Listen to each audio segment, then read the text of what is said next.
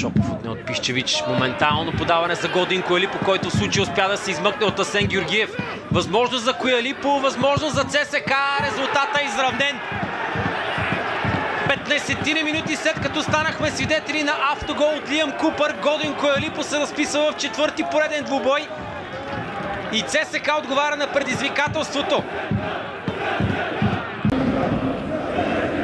Линцет.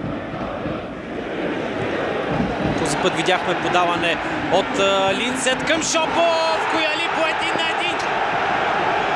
Ето това се очакваше от ЦСК, като по-директни действия, които да превземат отбраната на съперника.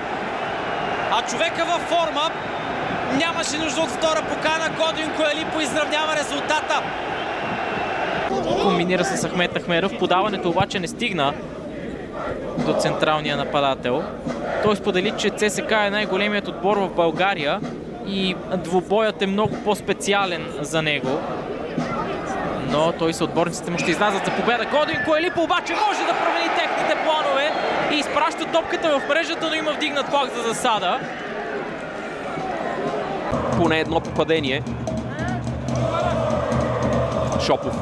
Даване в наказателното поле. ЦСК открива резултата в 8-та минута. Човекът с капитанската лента Тибо Вион повежда червените напред.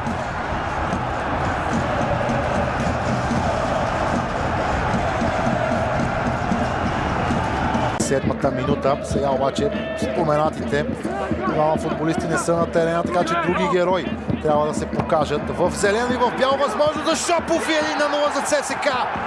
Груба грешка в отбраната на Берое. Дава аванс на армейците в 53-та минута. Търсехме герой Станислав Шопов. Поне към момента изглежда може да бъде такъв. Споменатите двама футболисти не са на терена, така че други герои трябва да се покажат. В зелено и в бяло възможност за Шопов и 1-0 за ЦСК. Илян Илиев решава да го направи с Шопов обаче. Хубаво подаване между линиите от Шопов към Илян Илиев. Добро залъгващо движение. Илян Илиев стреля, ЦСК открива резултата.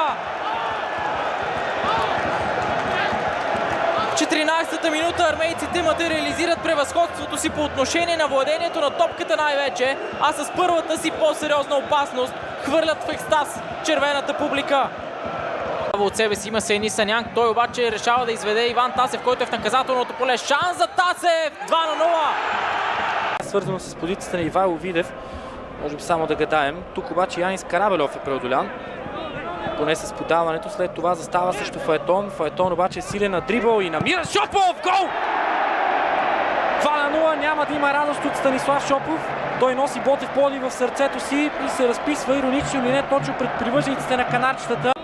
Поне с подаването, след това застава срещу Фаетон. Фаетон обаче е силен на дрибъл и намира Шопов! Гол! Насочен към Илян Илиев и бе пресечен. Питас. Шопов. Добър удар на Шопов и ето го откриващото попадение в двубоя в 28-та минута. Стената, която изграждаха в рамките на 27 минути пред вратата на Мартин Величков, футболистите на Николай Киров, рухна. Илян Илиев и бе пресечен. Питас. Шопов. Добър удар на Шопов и ето го откриващото попадение в двубоя. Лапеня. Тибо Вион посочи Скаршим къде иска топката. Получи точно там Станислав Шопов изравнява. Перфектна атака за отбора на ЦСК и Станислав Шопов не пропуска и в този матч да накаже Берое. Осмицата на червените може би е точен човек, който трябва да надъха феновете на ЦСК, защото те знаят какво означава номер 8. Тибо Вион посочи Скаршим къде иска топката. Получи точно там Станислав Шопов изравнява.